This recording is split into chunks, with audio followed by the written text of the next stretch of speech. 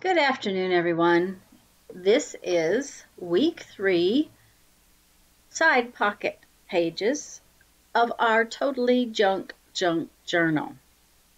We've been making this project in my live streams on Sunday at noon Central Time, and the live streams are hard for people to do a makeup or to check out to have a reminder of what the project was.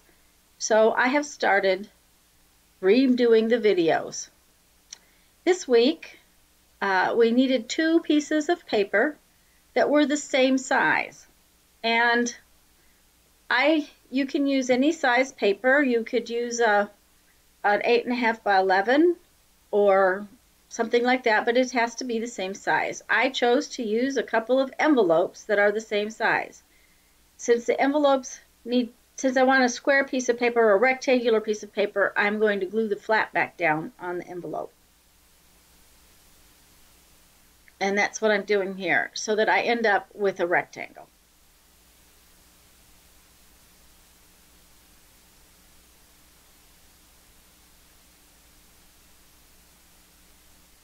It really doesn't matter what pieces of paper you use. We're only going to decorate one side of each page, because we're going to create a side pocket. Right now, I'm just creating a piece of paper by opening this envelope up. And I often do this. I trim across the sides and across the top. And you notice I'm just taking a tiny sliver off of the envelope.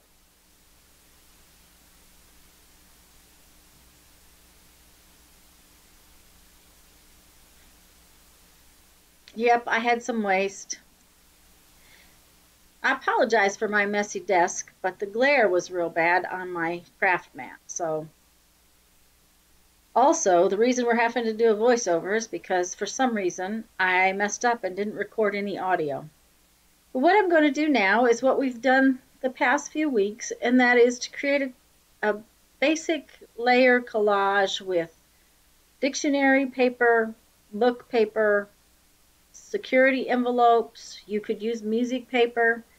You could use scraps of scrapbook paper if you choose, but since I am doing this project as a totally junk journal, I am trying to use only those supplies that I have that came to me free. I'm using a glue stick to stick it down. I don't want a lot of wet medium to make it messy, and I'm going to cover that entire envelope. Yes, I'm going to cover up the window element of the envelope. You don't have to. It's totally up to you, but I'm going to. I work off to the right of me on an old catalog so that I can put the glue stick on the back of my pieces and not have it all over my project.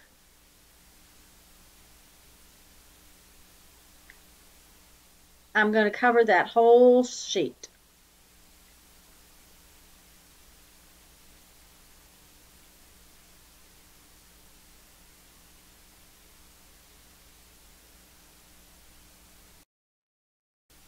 Here I am, and we have it all finished.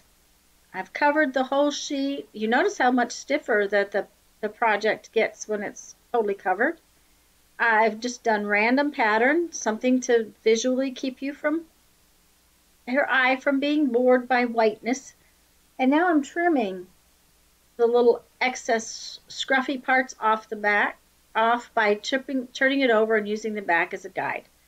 You don't have to trim this off. One of the girls following us, Mary from the Mary LTA, she is leaving off her edges scruffy, and that's a lot of fun.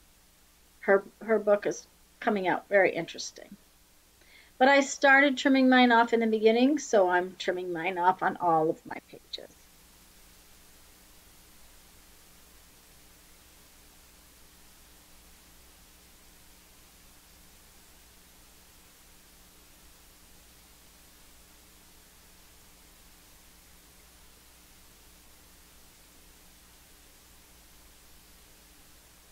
Now the envelope is longer than it is tall, so I'm going to make a new fold line in the envelope. I wanted more width, but right now I'm just going to set that envelope aside and let it dry, and I'm going to make our borders. We need some pages from a magazine or something that has color on it. And I'm just using these pieces of magazine page for the color of them. I'm just going to tear off about 1.25 inch strip. It does help if your strips are relatively straight. That ruler I'm using is a gridded ruler. It's a Fiskars centering ruler, and it's nice and easy to tell how wide a strip I'm tearing if I line up the edge of it. And the fact that her arm is on that strip doesn't really matter because we're going to fold this all up anyway, so it's not going to really show as an arm. It's just going to show as color. Now, I trim off the writing at the bottom just because when I just didn't like it. It's a magazine page. It's destined for the recycle bin, so to lose 1 inch doesn't bother me. However, I don't think I have enough, so I'm in the magazine again looking for some more color that I like. And I find that lime green, and I tear some lime green strips from it, but I decide I want to use it for something different. So I go through the magazine and get a different lime green. It's just a little darker, doesn't have the red into it. And now what I'm going to do is I'm going to put some glue on the end of the strip and make a long strip of magazine page. And I just put glue on one end and stick the next strip to it.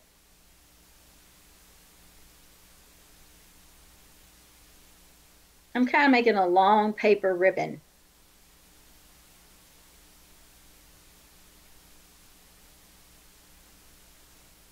And how long? I don't usually measure.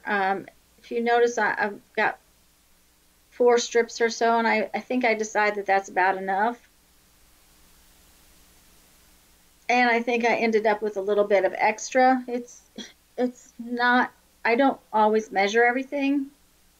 There again, it's a magazine page. If I make a little too much, it's okay. I tried to zoom in so you guys could see. That's one of the things I cannot do in my live. So what I'm going to do now is I'm going to pleat this strip by folding it. And so I'll fold it down and then back up. But each time I fold it down, I will fold it back up shorter on the back side than I do on the, it's not a fan fold, it's a pleated fold. I am trying to keep the edges of the pleat lined up, and so you see that it's not folded all the way back down. And I go out about 1/4 inch and then fold up about 1/4 inch. In just a minute, I'll show you a side view. You see, it's longer each time. It's sort of like a stair-step thing. I can't really explain it, but, and I don't measure this, I just fold it. I do try to keep the sides lined up.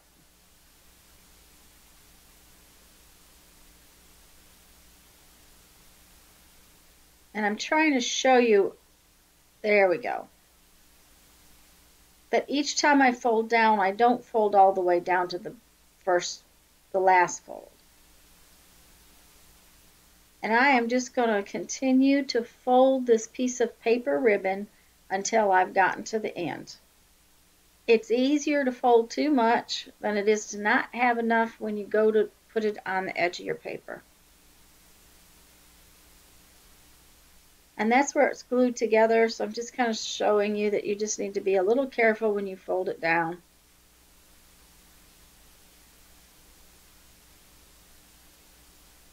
I'm trying to show you sideways. It doesn't always line up, so I had to be real careful there.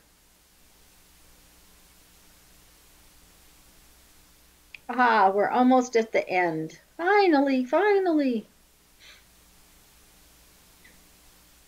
Now you would need to make 2 of those, one for each side. But right now what I'm going to do is I need some decorative top strips, and I'm going to make them about 3/4 of an inch wide. They will sort of hold the top edge of the pleated piece down to your page when we glue it. And before we glue, we need to have those pieces ready. And like I said, you needed to make 2 of those pleated strips because we're going to, well, actually 4, because you're going to do this same thing twice. I think here's where I forgot to zoom back out a little bit, so give it a second. It should zoom back out where you can see what's going on. The line of the envelope goes across, and I fold my page the opposite way. It gives me a slightly deeper, nicer pocket this way. It's not as tall, but it gives a deeper pocket.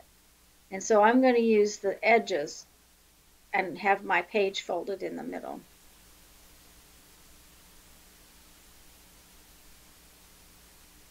Here's where I put glue on the edge of the paper. I realized that the magazine was laying funky and I had to turn it around. And what we're going to do is we're going to really get some glue on there on the about a 1/2 inch of the paper. I decided I better show you a second time that that was the original fold line, and I folded it the opposite way. Now you notice I did not decorate the back side of that piece of paper. It's going to have its own back.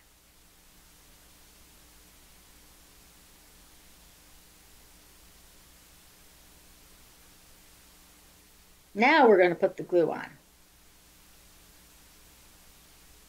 And we're going to go for about a 1/2 inch in, and we're going to really get some glue on there.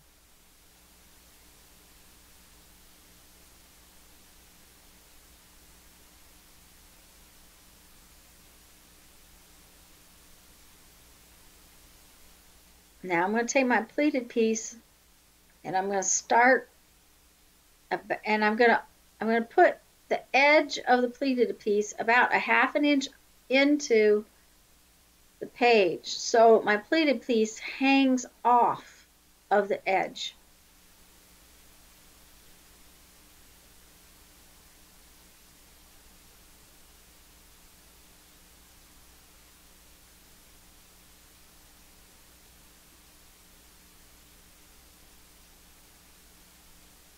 And I just keep my hand on there to keep it flat as I go up.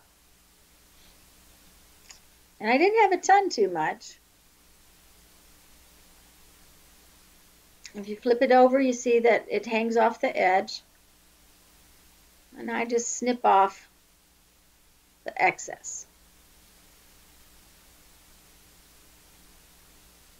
Set it aside. It'll make a fun little flip-on edge on a tag or something. Now I had another piece all ready to go, so we're going to do that over again.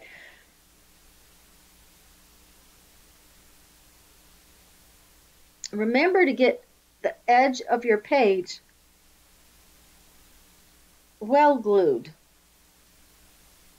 Not all the ribbon or the ruffles will stick because some of them have something behind them. So it's one of those things where you really want to get it glued down.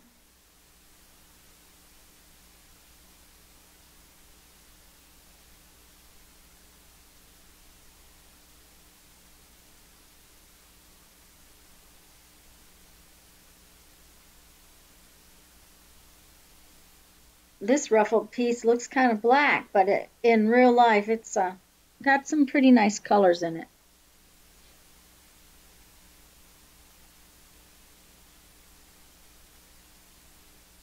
I did go back and take a credit card type card and push down on the ribbon just to make sure that it was stuck down good. Now here's where our 3/4 inch pieces come in. We're going to lay those over the top, halfway on the pleated piece and halfway on the page. It's just another way to secure it to the page rather than just on the back side. Plus it makes a nice decorative trim.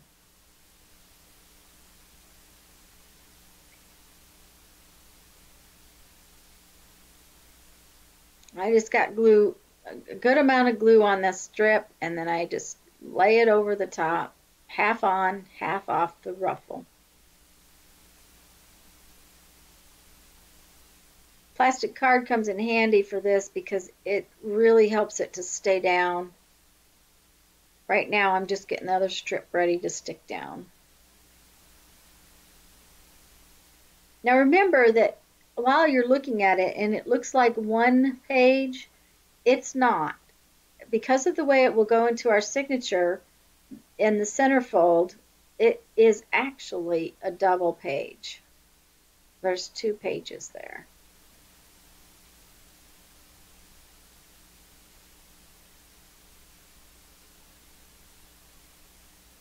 I hope if you're enjoying this project, you'll make comments and let me know about it. We seem to have fun on Sundays, and there again I said that Sunday at noon.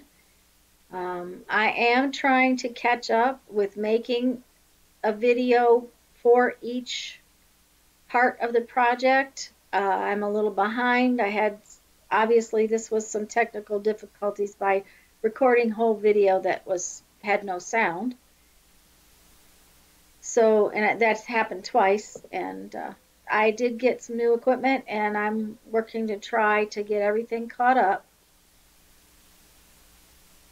The new camera does allow me to zoom in when I'm doing videos, and I think that's really important when I'm doing something where you need to see it. So, notice I just trimmed off the little extra pieces that they were just sticking out there until I got things ready.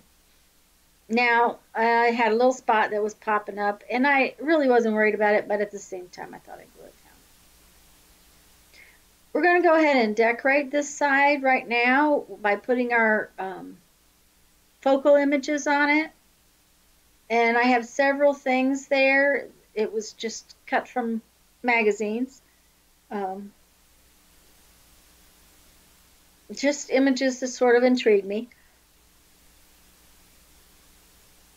I sit here and play with them for a while and change my mind a couple of times.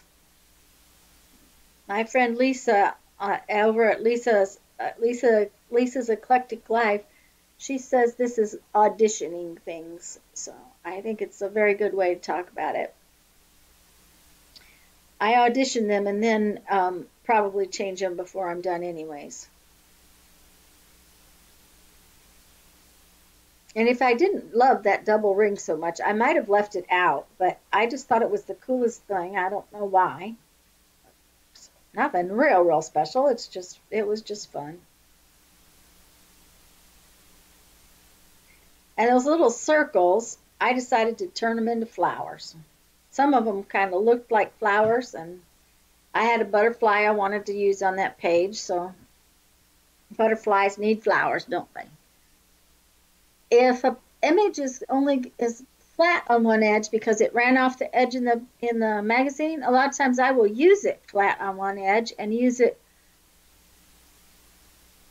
either in the gutter or along the edge of my page. And I'm going to start gluing things down.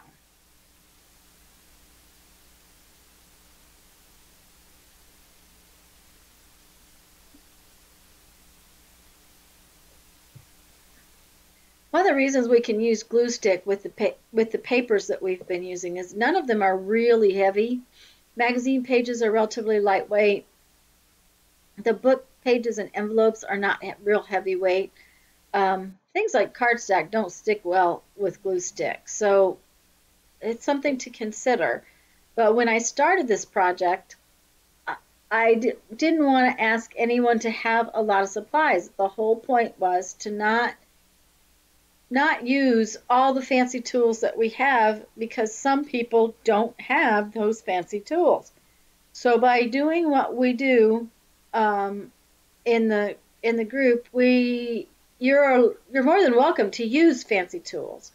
I just don't in mine, because that was the premise of the whole project, was to do it without a lot of fancy tools. Here I'm just going around my focal images with a permanent marker. That happens to be a brush point pip pen, but any permanent marker would do for this. A Sharpie would be fine. And Sharpies are relatively inexpensive. Just something permanent so that if it goes on top of the magazine page, it doesn't come off.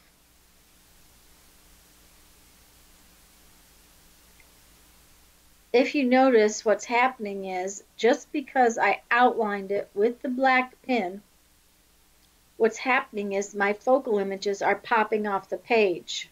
Even with all of the interest and visual stimulation from the background, it still makes the focal images pop off the page. Through the magic of television, we have a second piece already finished, and it is going to be the back side of our pockets.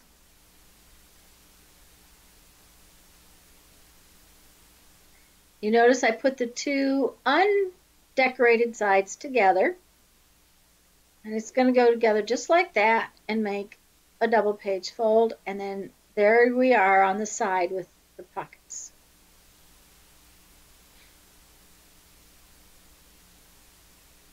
Now I'm going to put some glue on those two edges. I'm not going to glue in real deep because I want to have a good amount of pocket. We are going to stitch over this in a few minutes, but I wanted it glued as well to make sure that it was doubly sturdy. And I'm just using my glue stick. Since we're going to sew it, it's glue stick's enough. If you're not going to sew it, glue stick might not hold it together, because that paper ends up being pretty thick with all of the collage elements on it. Now do make sure your pages are right side up when you stick them together. How do I know this? I have done it before and stuck them the wrong direction.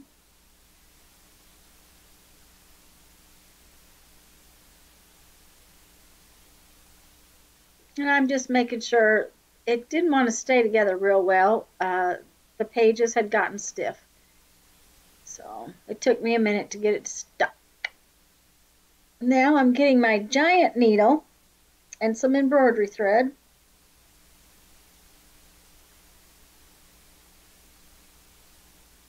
Now you want at least a couple of lengths.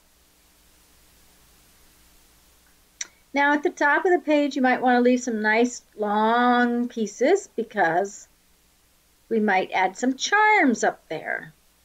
I'm going to work across the bottom of the paper first, and you still want some good sized pieces because we need to tie things together. So I was able to use my long needle and stick it through without too much trouble. Now I did not sew the ruffled edges part. They are not sturdy enough to really handle being sewn with that thread, and I was afraid it would tear them instead of sewing them together.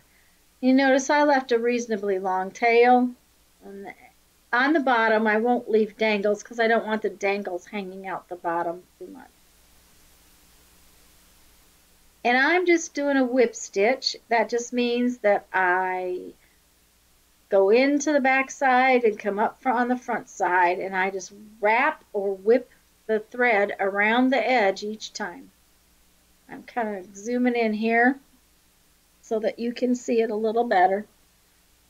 Now this takes some time, and you could go along and punch holes about 1/4 of an inch apart with your hole punch, your pokey tool, but I found that it took just as much away from my time as it did to just go ahead and sew it. Now, if your piece of thread is long enough, you can start back across there. And I guess I thought that it was going to be, or maybe I didn't think and I just started. And if you notice, I'm still coming up from the back.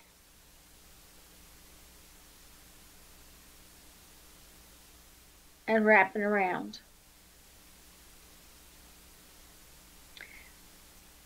This takes a while, but I ended up not having enough thread, so I want to show you what happens when you run out. Remember, this is a totally junk journal, so when I run out of thread, it's not a big deal. I can just tie on a new one.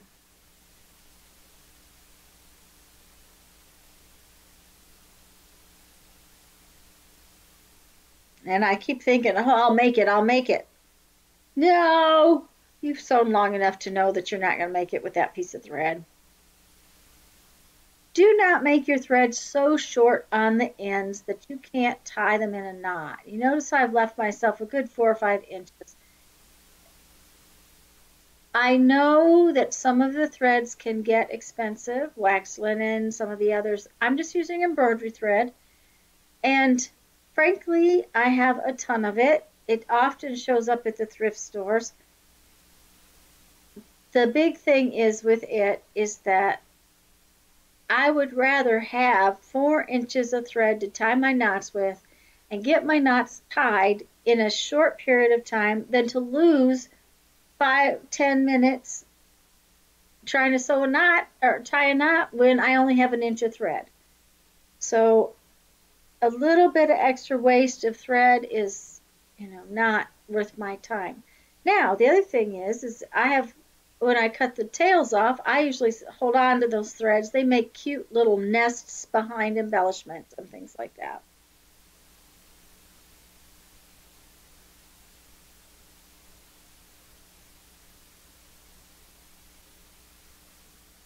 I almost start thinking, oh, I didn't leave myself enough thread again. I'm going to run out.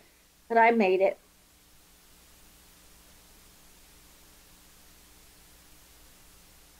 Now you do want to kind of hold on to that first thread when you're going through that hole, because the tail will catch and try to pull up through the hole.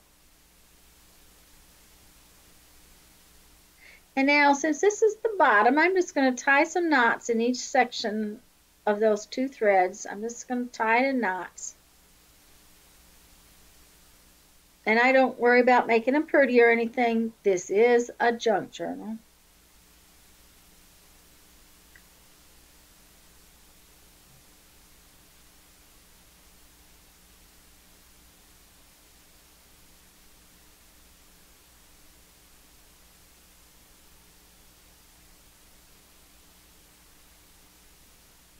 And here I'm going to cut them off. Like I said, I held on to those little pieces.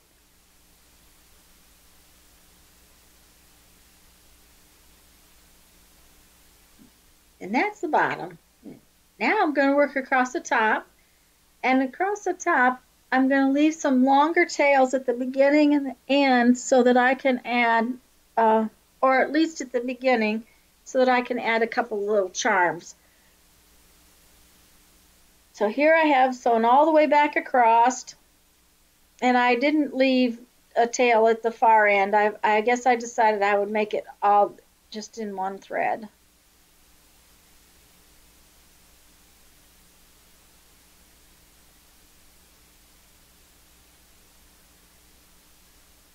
Oh, nope. See, I ran out before I got to the end. There, I'll cut it off just a little bit shorter, and then I'll put tangles on the ends. Now you could put dangles right there too. You can do what you want, and if you wanted dangles on your bottom or charms on the bottom, threads, please go right ahead. I just didn't want them hanging out and getting in my way.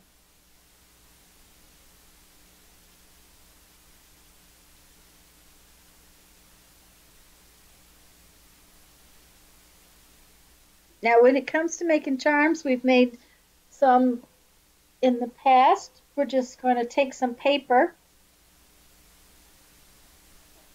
Excuse me.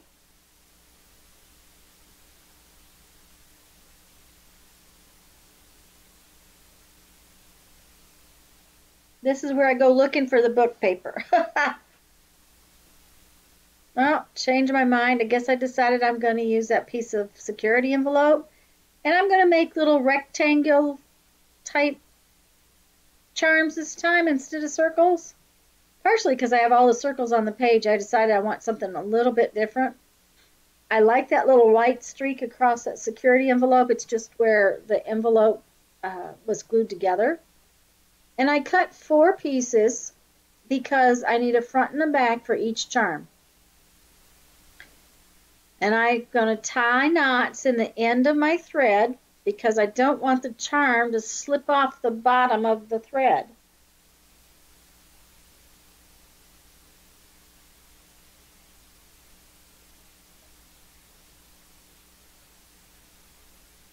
And now I'll put glue on the back side of 2 of those.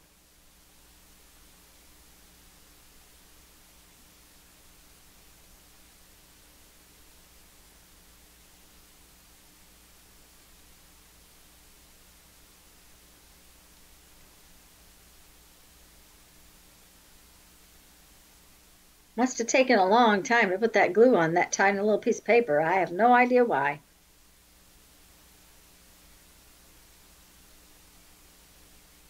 But now I'm going to take that thread and lay it on my little charm, and I'm going to put the other side on so that the back sides are inside and the other 2 sides come together. And I do that to the second one.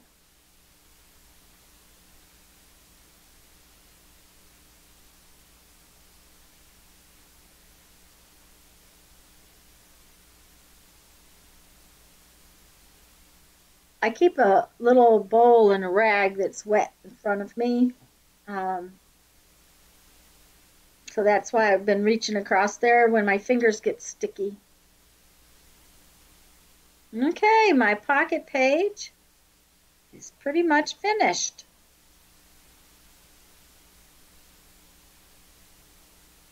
And there I am showing you how tags can go in it. I'm hunting something to stick in it, so I fold up a piece of paper just to give you an idea of the fact that you can stick the tags in.